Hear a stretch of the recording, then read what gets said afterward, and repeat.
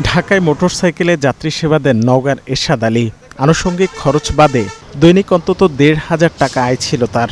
বছর দুয়েক ধরে এতেই চলেছে ৫ সদস্যের পরিবার। কিন্তু মধ্যপ্রাচ্যে যুদ্ধের জেরে দেশে জ্বালানি তেলের সংকট দেখা দেয় বিপাকে পড়েছেন তিনি।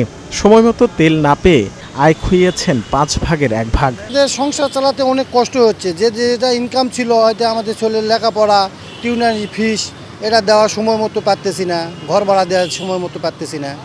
এটা এখন কষ্ট করে চালা লাগতেছে। একই পরিস্থিতিতে ট্রাক, কাভার্ড ভ্যান মালিক শ্রমিকরাও। মাসখানেকের সংকটে কমেছে ট্রিপের সংখ্যা, বেড়েছে ভোগান্তি। ফলে দিনের পর দিন অলস বসে থাকছে মালবাহী এই যানবাহনগুলো।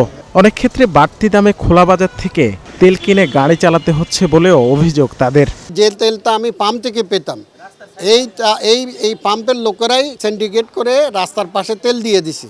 আর রাস্তার পাশের তেলের দোকানদাররা বলতেছে আমার থেকে তেল নিতে হলে এত টাকা বাড়তি দিতে হবে। ওই দিন গাড়িতে মালামাল ছিল, কিন্তু তেলের জন্য আমি গাড়িটা এখান থেকে আমি চিটাং বাড়িতে পারিনি এবং যাইতে পারিনি আমি নিজে। পরের দিন আমি সিটি পাম্পের থেকে তেল নিয়ে পরে চিটাং গেছি। 2 দিন লাগছে চিটাং যাইতে লোড গাড়ি। এদিক দিয়ে ট্রান্সপোর্ট আলা চিল্লাচিল্লি করে, ওদিক দিয়া গার্মেজ আলা চিল্লাচিল্লি করে, চিটাং থেকে সিএনএফ চিল্লাচিল্লি করে। চলমান এই অস্থিরতার প্রভাবে দুইভাবে ক্ষতিগ্রস্ত হচ্ছেন দেশের ক্ষুদ্র ও মাঝারি উদ্যোক্তারা।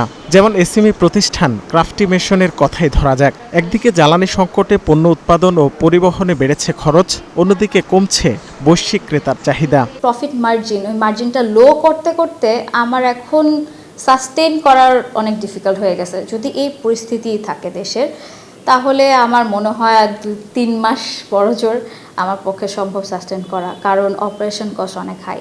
বর্তমানে বিইআরসি নির্ধারিত দরের চেয়ে বেশি দামে কিনতে হচ্ছে এলপি গ্যাস, আর ডিপো থেকে মিলছে না চাহিদা মতো জ্বালানি তেলও। ফলে প্রতিযোগিতামূলক উৎপাদন খরচ নিশ্চিতে হিমশিম খেতে হচ্ছে মাঝারি ও বড় শিল্প প্রতিষ্ঠানগুলোকেও। ভাড়া বেড়ে গেছে, কস্ট অফ ডিস্ট্রিবিউশন বেড়েছে, আবার র মেটেরিয়াল যেগুলো ট্রান্সপোর্ট করি র মেটেরিয়াল কস্টও কিছুটা বেড়েছে বিকজ অফ এই ট্রান্সপোর্টেশন কস্টের কারণে। আমরা অনেক সময় জ্বালানি সংকটের কারণে বয়লার রেগুলার চালাতে পারিনি। মাঝখানে কয়েকদিন বয়লার চালানো গ্যাপ গেছে, ফলে টমেটো ক্রাশিং আমরা করতে পারিনি।